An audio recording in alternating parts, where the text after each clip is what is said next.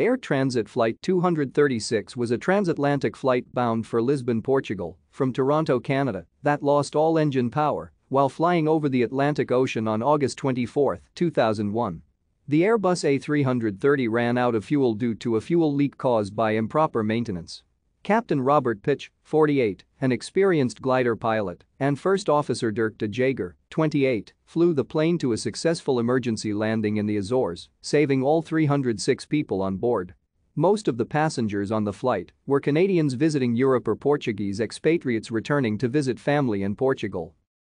Flight TS-236 took off from Toronto at 0:52 on Friday, August 24, 2001 on Thursday, August 23, bound for Lisbon, Portugal. There were 293 passengers and 13 crew members on board. The aircraft was a 2-year-old Airbus A330-243 registered as C-GITS that first flew on March 17, 1999, configured with 362 seats, and placed in service by Air Transat on April 28, 1999.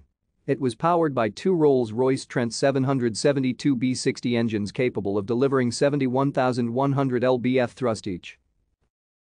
Thank you for watching. Like and subscribe if you would like to view more of our videos. Have a nice day.